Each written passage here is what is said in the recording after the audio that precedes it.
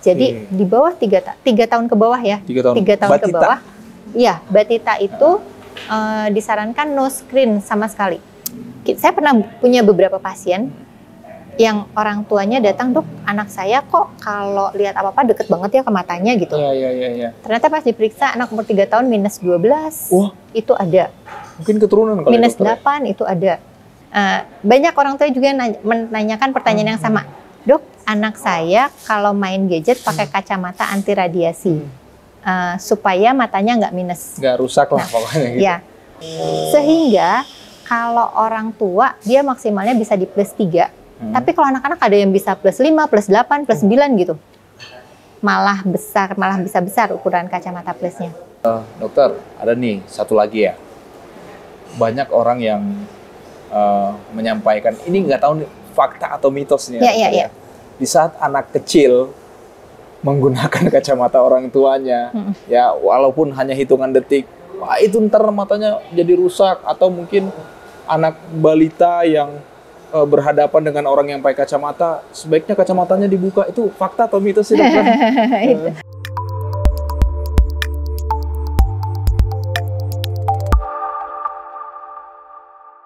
Halo Tribuners, apa kabarnya? Saya Daniel Damanik kembali hadir pada program Tribun Health. Tentunya kita akan membahas tentang seputar dunia kesehatan yang tidak akan ada habis-habisnya kalau untuk dibahas. Nah, sudah ada nih bersama dengan saya di Kota Bandung seorang dokter spesialis mata, ya, Dokter Radia Sunarti. Apa kabar, dokter? Baik, sehat Daniel. Ya? Sehat, Oke. Alhamdulillah. Baik, kalau nggak sehat nggak mungkin bertemu ya, dokter ya. Oke, baik dokter. Menarik ya tentang kesehatan mata, karena ini organ tubuh yang terlihatnya kecil, tapi manfaatnya, wah. Ya. Kalau ada kendala kemasukan debu aja ya, itu udah sangat-sangat mengganggu ya, dokter ya. Nah, tapi saya mau bertanya nih, dokter, terkait dengan kesehatan mata khususnya untuk anak nih, dokter. Seiring dengan perkembangan zaman saat ini, anak-anak balita sekalipun sudah sangat akrab dengan gadget ya, dengan gawai yang ada di rumah atau mungkin di tempat daycare dan sebagainya. Nah, gimana nih, dokter, untuk kesehatan mata anak yang sangat-sangat difokuskan khususnya oleh dokter-dokter mata atau penggiat-penggiat ya, para dokter-dokter yang fokus untuk mengurusin mata. Apa sih keluhan-keluhan saat ini khususnya buat anak, dokter? Mata anak. Oke. Baik. Terima kasih. Jadi memang kesehatan mata anak itu sangat menjadi perhatian dokter mata pada saat ini. Kenapa? Karena betul seperti Bang Daniel bilang tadi, memang sekarang ini gadget sangat mempengaruhi pola hidup mulai dari anak-anak sampai dewasa. Untuk menjaga kesehatan mata anak, yang pertama kita harus periksakan yang pasti. Periksakan secara rutin, tapi sebelum itu pola hidup yang harus diperhatikan juga adalah berhubungan dengan gadget itu tadi. Jadi gadget itu sebaiknya untuk anak-anak di bawah usia 3 tahun itu tidak disarankan untuk berinteraksi dengan gadget. Jadi di bawah 3 tahun ke bawah ya. 3 tahun ke bawah. Iya, batita itu disarankan no screen sama sekali. Jadi kecuali mungkin untuk sifat-sifat yang sifatnya komunikasi, misalnya orang tuanya tanya video call boleh nggak, dok? Boleh, karena si anak itu juga belajar bahwa ini tuh fungsinya untuk komunikasi, itu boleh, nggak apa-apa, tapi jangan dikasih mainan. Mamanya masak, anaknya dikasih mainan misalnya gitu, itu nggak boleh. Nah, kemudian selanjutnya juga biarpun mulai TK tuh kan mulai sudah ada pelajaran-pelajaran komputer tuh, tapi tetap harus diajarkan bahwa ada batasnya. Berapa jam seharinya itu memang pasti kita bilang seminimal mungkin. Sekarang mungkin batasannya untuk anak-anak yang sudah sekolah itu kita berikan kalau pada hari sekolah tidak pakai gadget untuk main. Jadi pada hari sekolah. Jadi main gadget itu hanya di Sabtu Minggu aja, itu pun kita harapkan dibatasi waktunya, misalnya 1 jam pagi, 1 jam siang, 1 jam sore, atau 2 jam pagi, 2 jam siang, 2 jam sore. Nggak boleh tuh anak-anak dari bangun tidur sampai tidur lagi gara-gara lagi weekend. Karena memang gadget itu mempunyai banyak sekali efek negatif terhadap kesehatan mata. Kesehatan mata. Nah, apa nih Bu yang keluhan-keluhan kesehatan mata khususnya bagi anak-anak ya Bu ya. Nah, yang datang nih ke dokter selama ini usia berapa nih Dok? Ada nggak sih yang usia 2 atau 3 tahun sudah mengeluhkan? Udah. Jadi gini, faktor kedua yang penting adalah screening. Screening itu mulai dari bayi baru lahir sebetulnya sebaiknya sudah kita periksakan matanya. Oh. Kenapa? Karena mungkin aja ada kondisi-kondisi di dalam kandungan yang mempengaruhi kondisi mata anak. Yang kedua, ada kondisi di mana bayi lahir prematur. Baik. Nah, bayi yang lahir prematur itu berisiko terjadi kelainan pada retinanya. Oh. Sehingga bayi lahir prematur di bawah usia kehamilan 35 minggu, 36 minggu ke bawah sebetulnya, 36 minggu ke bawah itu harus pemeriksaan rutin. Tapi kita harus lebih hati-hati lagi bayi di bawah 30 minggu dengan berat badan kurang dari 2 kilo. Itu biasanya harus dipantau teratur. Jadi ada beberapa rumah sakit yang sudah melakukan, ada beberapa yang belum punya fasilitasnya. Jadi sejak bayi sebetulnya. Yang kedua, saya pernah punya beberapa pasien yang orang tuanya datang, Dok, anak saya kok kalau lihat apa-apa deket banget ya ke matanya gitu. Iya. Ternyata pas diperiksa anak umur 3 tahun minus 12, wah, itu ada. Mungkin keturunan kali minus 8 itu ada. Jadi ya tetap orang tua harus memperhatikan, memperhatikan kebiasaan anak, kemudian screening. Screening secara normal kita sarankan preschool di usia 5-6 tahun, walaupun anak nggak ada keluhan, orang tua tidak memperhatikan ada kelainan, 5-6 tahun itu disarankan untuk screening. Screening penglihatan. Saya jadi panik nih dokter. Anaknya umur berapa? Menuju 3 tahun. Nah. Tapi kalau 3 tahun kemudian pattern dia normal, kita nggak apa-apa. 5 tahun tetap dicek. Keluhan apa yang sering kita dapatkan yaitu tadi yang paling banyak memang gangguan kacamata. Yang paling banyak memang itu.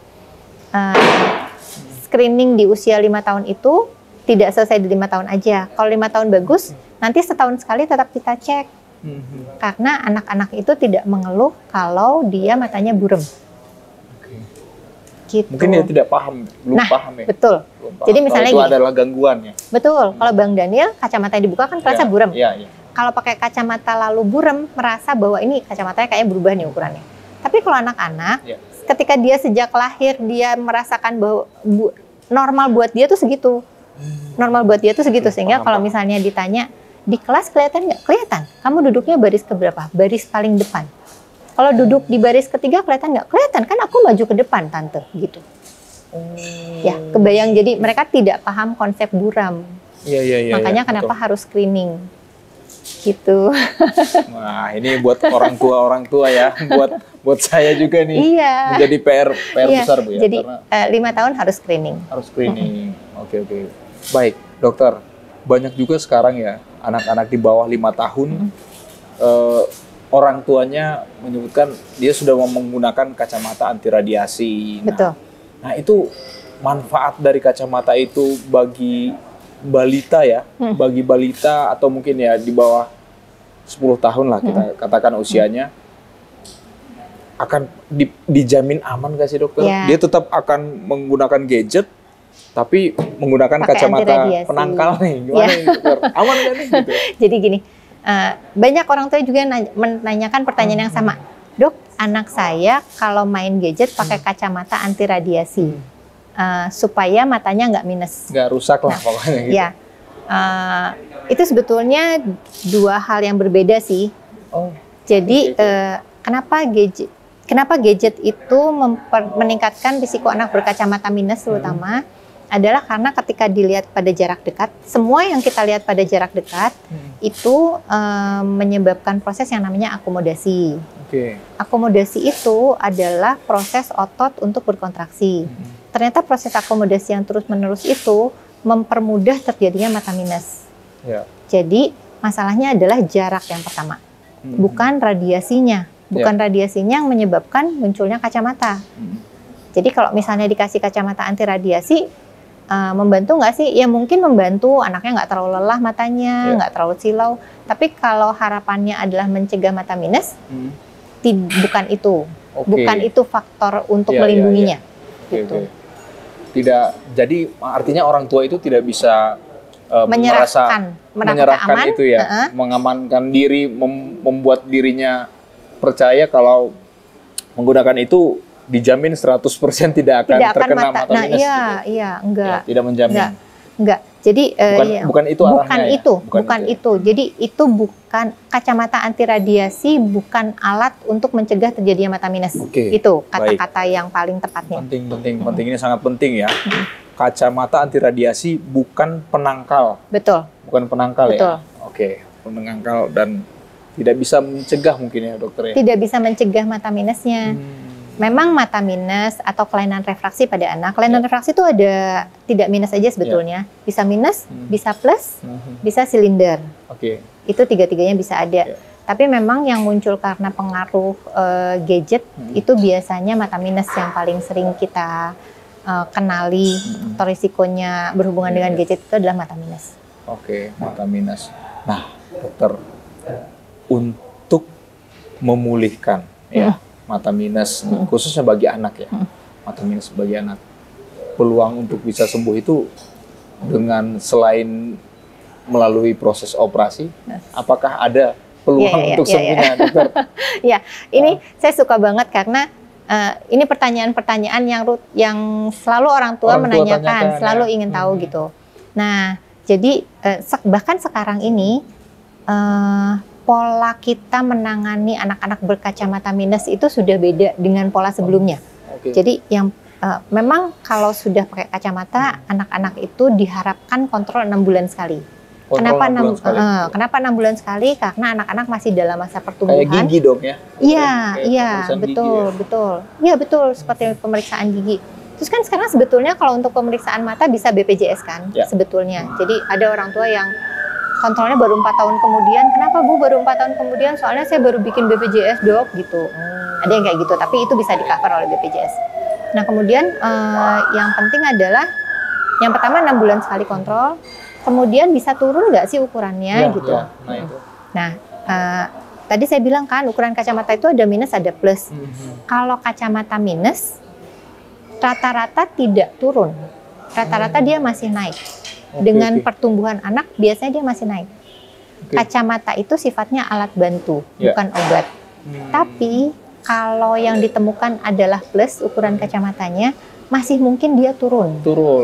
Karena proses tumbuh kembang anak itu polanya seperti itu. Kalau ketika kecil ketahuan ada plus, dia mungkin turun. Tapi ada dok? Ada. Anak-anak kecil itu bisa plus. Bisa plus. Jadi ya ini kan makanya ini tuh sebetulnya makanya saya bilang obrolan-obrolan tentang mata itu sebetulnya harus lebih banyak karena banyak hal yang orang banyak belum tahu. Karena orang-orang yang selama ini ya di lingkungan kita mungkin saya mata plus masih muda nggak mungkin lah gitu ya. Itu kan penyakit orang tua. Gitu. Ternyata ada anak kecil. Ada anak kecil plus. Proses terjadinya berbeda. Kalau di atas 40 tahun itu adalah kelemahan otot yang untuk melihat dekat. Tapi kalau pada anak-anak itu karena bentuk bola matanya dia relatif lebih gepeng dari yang mata normal. Sehingga kalau orang tua dia maksimalnya bisa di plus 3. Tapi kalau anak-anak ada yang bisa plus 5, plus 8, plus 9 gitu. Malah bisa besar ukuran kacamata plusnya. Gitu ya. Nah, terus kembali ke pertanyaan tadi bisa disembuhin atau enggak? Ya itu jawabannya kalau misalnya plus dia bisa turun. Kalau minus rata-rata masih akan naik. Kemudian yang kita lakukan adalah kontrol. Pada mata minus itu kontrolnya apa? Kita harapkan kenaikan ukurannya jangan terlalu banyak. Kenapa? Jangan terlalu banyak. Jadi terlalu banyak itu dipengaruhi oleh apa? Yang pertama kembali lagi ke gadget. Yang kedua, paparan sinar matahari itu ternyata mengurangi risiko kenaikan ukuran pada mata minus pada anak-anak. Ini baru nih, info baru nih. Ini sebetulnya ini ilmunya udah lama, tapi ilmu ini kemudian digali lagi pada saat pandemi. Anak-anak di ruangan belajar sepanjang waktu di depan komputer, nggak boleh keluar rumah. Setelah itu terjadi endemi di seluruh dunia, jumlah anak-anak berkacamata jadi banyak banget. Sehingga ini jadi sesuatu yang diingatkan kembali. Ternyata cahaya matahari dengan gelombang cahaya pendeknya itu memperlambat kenaikan ukuran pada kacamata. Ingat nggak kalau zaman dulu orang bilang lihat yang hijau-hijau deh, ya, biar betul. Jauh-jauh yang hijau-hijau, betul. Jadi sebetulnya banyak tuh si anekdot-anekdot seperti itu yang punya dasar kebenaran sebenarnya. Jadi bukan lihat hijau-hijaunya sih, tapi karena ternyata cahaya matahari yang menyinari si hijau itu, Bu, ya. Si mataharinya itu. Dan itu tuh nggak mesti kejemur, maksudnya nggak mesti si anak tuh sepedahan 2 jam di luar gitu, enggak. Yang penting dia beraktivitas di ruangan dengan pencahayaan sinar matahari. Cukup. Misalnya di teras, di taman dengan pencahayaan sinar matahari, atau berenang yang outdoornya cuma ditutup sama itu aja, atapnya aja gitu. Jadi itu cara targetnya bukan menurunkan atau menyembuhkan, tapi kenaikan ukurannya jangan terlalu besar. Oke, ini informasi sudah lama sebenarnya. Sebetulnya tapi informasi yang sudah lama. Mungkin banyak yang ya belum tersosialisasi kan mungkin, Bu, ya, belum mengetahui. Jadi selama ini kan masyarakat tahunya itu matahari adalah untuk kesehatan tulang. Nah, iya kan? Termasuk vitamin D3 yang waktu zaman COVID dipakainya untuk mempercepat penyembuhan. Ternyata juga vitamin D3 sekarang kita pakai untuk memperkuat efek sinar matahari, memperlambat kenaikan ukuran. Nah, banyak nih ilmu-ilmu baru nih ya, khususnya bagi orang tua dan siapapun ya, bahwa matahari itu ternyata bisa memperlambat ya, Bu, ya? Memperlambat penambahan ukuran mata minus ya, pada anak ya, khususnya pada anak. Ini masalahnya anak-anak ini kan generasi-generasi emas, Bu, ya, untuk mendatangnya sangat-sangat disayangkan nih. Nah, kalau ada kasus anak ini sudah mengalami mata minus karena turunan, itu ada nggak sih sebenarnya? Ada karena turunan. Jadi itu apa nih, dokter? Kelainan refraksi itu bukan suatu kelainan yang diturunkan, yang punya pola genetis secara jelas sebetulnya. Jadi belum tentu Bang Daniel berkacamata, anaknya akan berkacamata. Belum tentu. Tapi kalau satu orang tuanya berkacamata, dari populasi anak di usia yang sama, itu risiko dia akan naik 20%. 20% ya? Kalau satu orang tuanya, risikonya naik ya. Kalau misalnya kedua orang tuanya berkacamata, risiko dia untuk berkacamata naik jadi 50%. Tapi dari populasinya, maksudnya populasi anak-anak preschool itu dulu berkacamata, yang ternyata harus pakai kacamata itu sekitar 10% dulu. Kalau sekarang angkanya udah naik, saya lupa, sekitar 20 atau 25%. Nah, dari populasi itulah risiko dia akan naik kalau orang tuanya berkacamata gitu. Gitu. Oke. Berarti kalau turunan ini sebenarnya seperti apa sih, Dok? Artinya gini, kalau saya menganggap kalau saya berkacamata itu bukan turunan. Ya. Nah, kalau ke anak saya itu gimana nih, Dok? Saya pakai kacamata itu di pertengahan usia selama hidup lah, misalkan gitu 5 tahun terakhir. Itu potensi anak saya kalau nanti akan berkacamata, apakah dia itu termasuk kategori turunan atau karena memang pola hidup ya? Betul, itu pertanyaan yang betul banget. Jadi kalau keturunan, biasanya si orang tuanya juga kemungkinan berkacamata sejak kecil. Karena itu bentuk bola matanya memang sejak kecil udah ada yang tadi yang saya bilang, yang ada yang gepeng, ada yang lonjong, ada yang korneanya lonjong gitu. Tapi kalau misalnya kayak Bang Daniel baru pakai kacamata 5 tahun terakhir, itu pasti lebih banyak karena pola hidup. Pola hidup ya. Mungkin si anaknya juga sebetulnya bisa dicegah tuh berkacamata. Kalau misalnya ketika aktivitas melihat jarak dekat, matanya kan diistirahatkan gitu. Oke, jadi karena pola hidup nih ya. Pola hidup, jadi harus hati-hati juga terkait dengan, khususnya buat gadget ya, apalagi di dunia profesi. Sekarang dunianya udah gadget sih ya. Jadi saya juga kalau ngobrol sama pasien tuh nggak bisa bilang nggak boleh pakai gadget si anaknya, nggak boleh, nggak bisa, karena memang dunianya udah seperti ini. Kita hanya bisa batasi gitu kan. Dan yang satu lagi ada teori yang 20-20-20, udah pernah dengar belum? Belum. Setiap 20 menit matanya diistirahatkan selama 20 detik dengan cara melihat ke jarak 20 feet atau 6 meter. Itu berlaku ketika kita melihat di depan komputer atau kita melihat jarak dekat. Jadi setiap 20 gitu. 20 menit istirahatnya 20 detik untuk melihat jarak 20 feet. 20 kaki, 20 feet ya. 20 kaki itu sekitar 6 meter. 6 meter ke sebaiknya di luar ruangan. Nah, makanya ketika anak-anak sedang pandemi, itu disarankan mereka, kalaupun mereka belajar di depan komputer, tapi di samping jendela gitu, sehingga mereka bisa istirahat untuk melihat jarak jauh, atau di ruangan-ruangan yang besar seperti ini. Sehingga ketika istirahat, jangan istirahat dari komputer lalu lihat gadget, ngechat istri gitu. Itu nggak istirahat matanya. Oke, baik. Dokter, ini ada yang topik yang untuk anak juga ya, selain kacamata saat ini kan sedang marak juga penggunaan soft lens ya, soft lens. Nah, bagi anak yang ya kita katakan di bawah 15 tahun atau di bawah 10 tahun yang mengalami mata minus dan ada gangguan di mata karena gaya hidup saat ini, daya lifestyle Bu ya. Boleh nggak sih Bu, usia berapa sih anak? Soft lens ya. Soft lens. Ada satu lagi loh, untuk memperlambat penambahan ukuran, ada lensa kontak yang kita pakai pada anak-anak. Dia namanya Ortho-K. Ortho-K.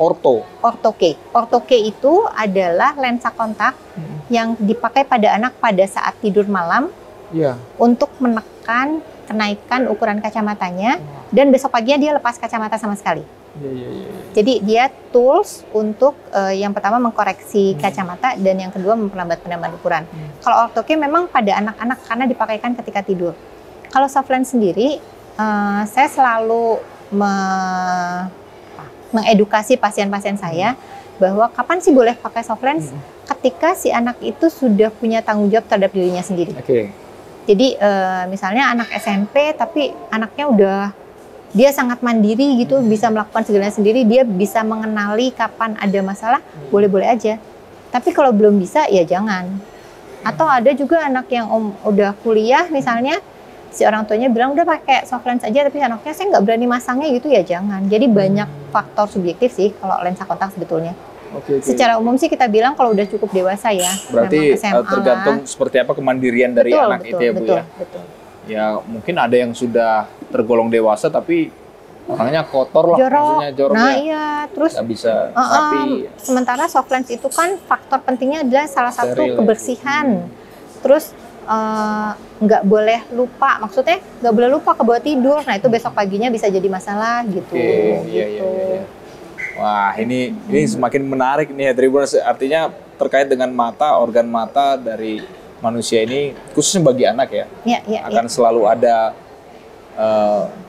manfaatnya dan tidak pernah basi nih untuk dibahas ya. Iya. Oke. Baik, dokter ada nih satu lagi ya, banyak orang yang menyampaikan ini nggak tahu nih fakta atau mitos nih ya.